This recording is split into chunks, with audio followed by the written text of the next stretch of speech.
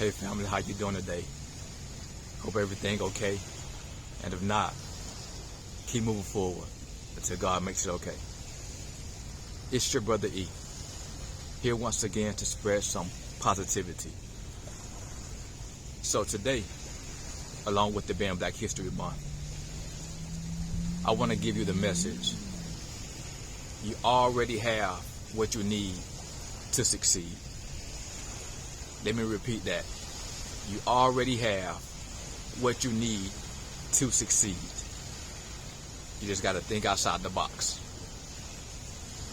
The story I want to share with you today is one about Mary Jane McLEOD Bethune, who eventually started Bethune-Cookman University down in Daytona Beach, Florida. Mary Bethune was born on a farm in 1875 to parents who were slaves. She was the 15th of 17 children, and she worked with them picking cotton until about the age of 10. She picked cotton so well that she can pick up to 250 pounds of cotton in a day. So that means she knew how to work with her hands. But she also had a more powerful brain, a more powerful mind. And when a missionary in her city, Maysville, South Carolina, opened up a Christian school, Mary wanted to attend. So every day she would walk 8 miles by herself to this school where she learned how to read. And she would come home and try to teach her family what she had learned for that day. So as we see, she was already a blessing. She was young, she was hardworking, she was intelligent, and she cared about others from a young age. So eventually she graduated and she got a scholarship to Scotia Seminary School in North Carolina. She went there because she ultimately wanted to become a missionary. And then she went to further her education in a school in Chicago. And then afterwards she wanted to be hired to be a missionary and do missionary things. But however, that door was closed. And for 2 years, she could not get work as a missionary. And that's a lesson in itself. That's a blessing in itself. Closed doors is not always denial. Closed doors does not mean it's the end. Closed doors do not mean that your dream is not going to be fulfilled. Closed doors do not mean give up. It simply means God is directing you into your destiny in which He's going to have you fulfilled. So, since she wasn't able to be a missionary, she went back down south and became a teacher. Her emphasis was on African American kids, and particularly young African American girls and women. So what she did, kind of like how when she came up, she opened a school for African American females where she would teach them the 3 R's. We call it reading, writing, and arithmetic. But really, she just taught them how to read, how to write, and how to do math. And on top of that, she taught them how to take care of the home. So she also taught them how to cook and how to sew. Miss Bethune, and God bless Miss Bethune, she used what she had. They said in order to make the desk and chairs, she would go to local stores and beg them for boxes and crates.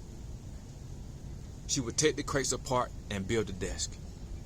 She would use the boxes to make chairs. For pencils, they would burn the wood. And she would get elderberry juice to use as ink.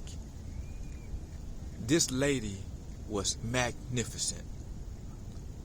She didn't have an excuse. She didn't let her color keep her down. She didn't let the fact that she was born into poverty keep her down, that her parents were slaves keep her down, that she was the 15th to 17th kids keep her down. So you know food was scarce. You know space in the house was scarce. You know it was always chaos. You know it was always something. It was always a reason that she could quit and give up. But she did not. She figured it out. As they say, where there's a will, there's a way. And Miss Bethune started a school with 5 young ladies. And it ended up being over 250. And then she joined and merged her female school with Mr. Cookman School, and it became Bethune-Cookman, an integrated university.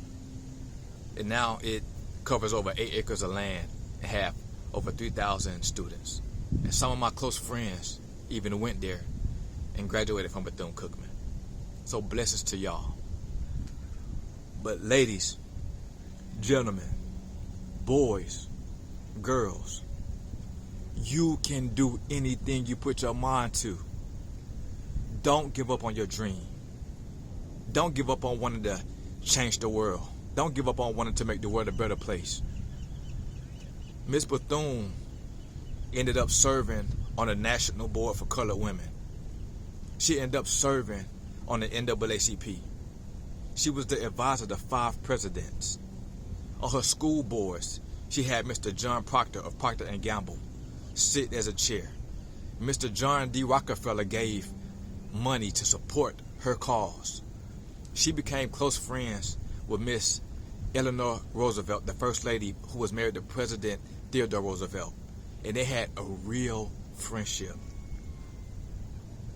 This young, poor daughter of a slave who statistically probably would never had received education, would had never got married, would had just had kids and worked on a farm all her life, picking cotton. But God had a better plan for her. And she wanted to see that plan through. So what's our excuse? Don't you give up. Give it another shot. Go for it with all reckless abandon. If we gotta cut up boxes to make desks and chairs, we gotta do what we gotta do. If we gotta burn wood to make pencils, we gotta do what we gotta do.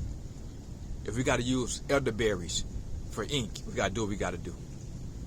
If you gotta use your one-room apartment as your office, you gotta do what you gotta do.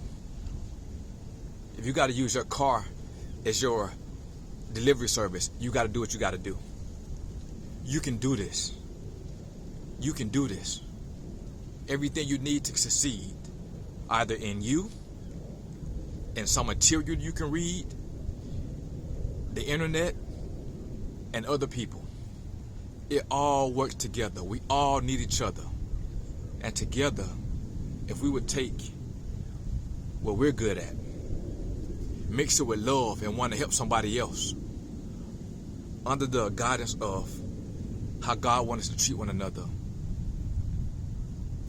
we can leave a legacy that makes this world a better place, just like Miss Mary Jane McLEOD Bethune did.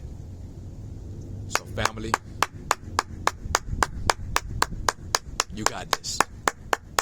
You can do this. I love you, but not as much as the Father. But know this, whatever you need to succeed is already in you. Don't make excuses for yourself. Say you can, figure it out, and do it. And I look forward to seeing how you change the world. I love you. God bless you. I'm out of here.